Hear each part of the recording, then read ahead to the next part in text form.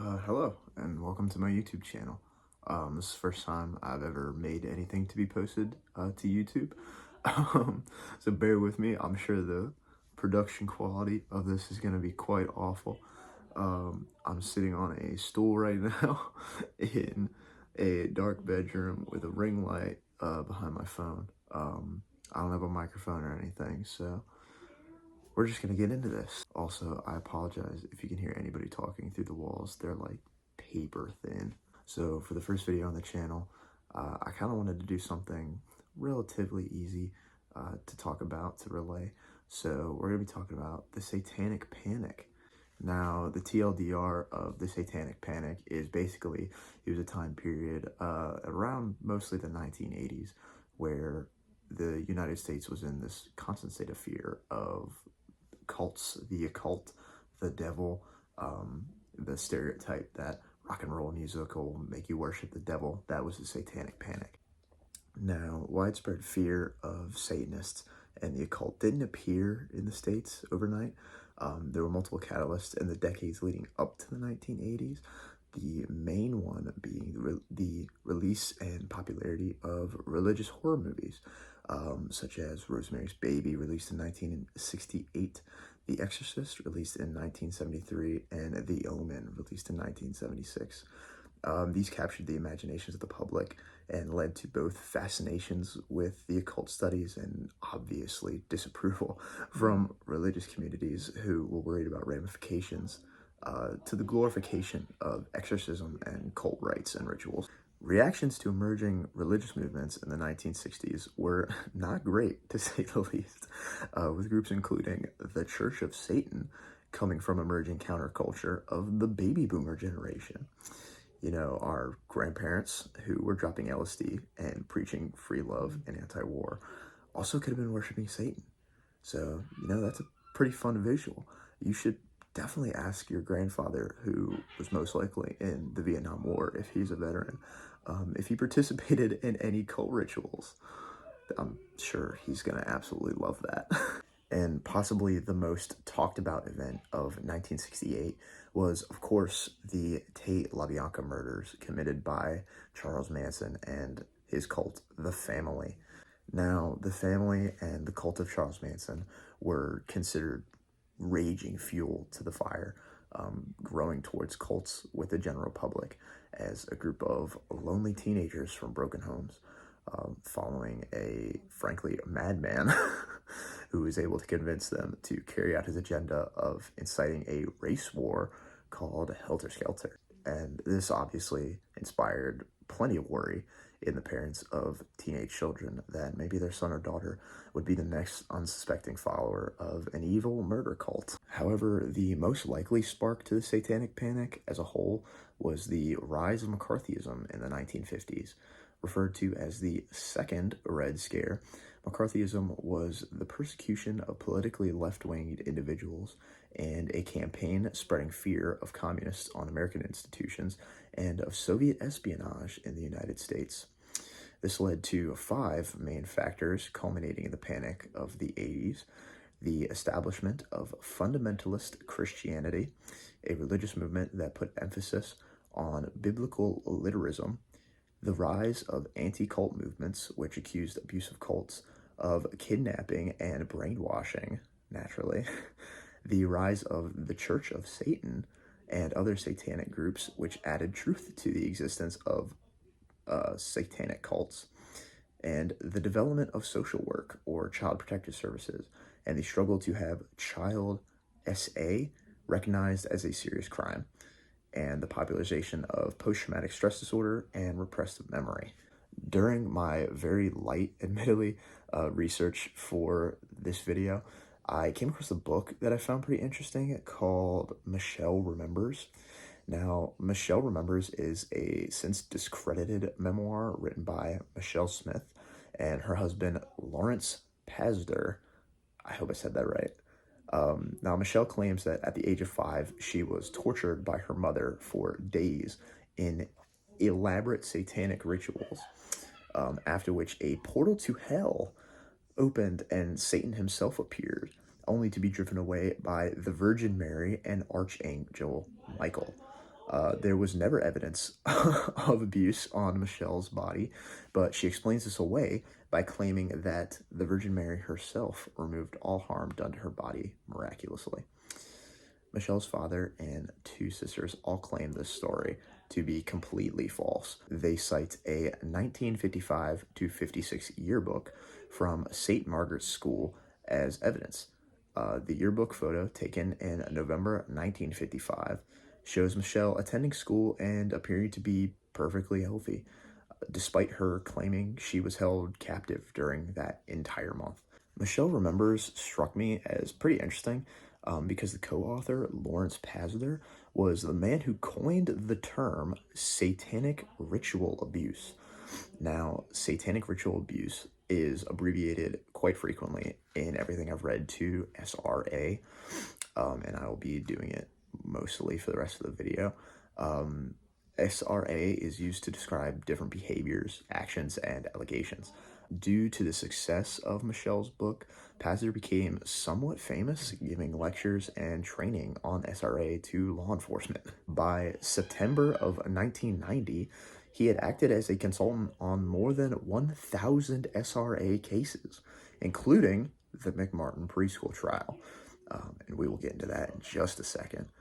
Prosecutors used Michelle Remembers to guide them when preparing cases against alleged satanic cults.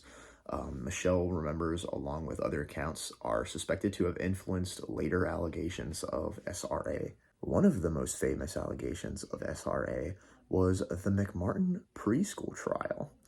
Members of the McMartin family, who operated a preschool in Manhattan Beach, California, were charged with hundreds of acts of SA of children under their care. Accusations began in 1983, with arrests and investigations lasting from 1984 to 1987, and trials running from 1987 to 1990, so really not that long ago. The case lasted 7 years but ended with no convictions, and all the charges were dropped in 1990. It has become known as the longest and priciest series of criminal trials in American history. The case caused widespread uncertainty on how to interpret available evidence. Soon after, more than 100 preschools nationwide became targets of very similar allegations, which were immediately reported by the press. Throughout the McMartin trial, media coverage of the family was brutally negative, focusing on only statements by the prosecution. Michelle Smith and other alleged SRA survivors met with the parents involved in the trial, and it is believed that they influenced testimony against the accused, which is wild to me. Of course, we have the power of hindsight now, but it's very unfortunate that cases like these were genuinely pursued by the justice system with a caliber of evidence that they were presented with. But now we can dive into my favorite part of today's video, the conspiracy theories. Beginning with perhaps the most popular, which claims that Dungeons and Dragons, the tabletop role-playing game, is a cult recruitment tool. In 1985, Patricia Pulling and psychiatrist Thomas Radecki, probably didn't say that right, director of the National Coalition on Television Violence, created Bothered About Dungeons and Dragons, or abbreviated to BADD. Patricia and Bad saw role-playing games in general and Dungeons and Dragons specifically as satanic cult recruitment tools, inducing youth to suicide, murder, and satanic ritual abuse. Other alleged recruitment tools included heavy metal music, religious horror movies, violent video games, and television.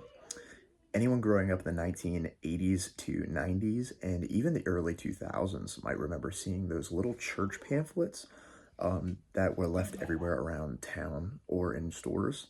And these were always preaching the evils of role-playing games, fantasy media like Harry Potter, rock and roll, and all lifestyles. And if you were like me, growing up in Amish country, Pennsylvania, these topics were even brought up in youth group meetings to really hammer home how bad these things were.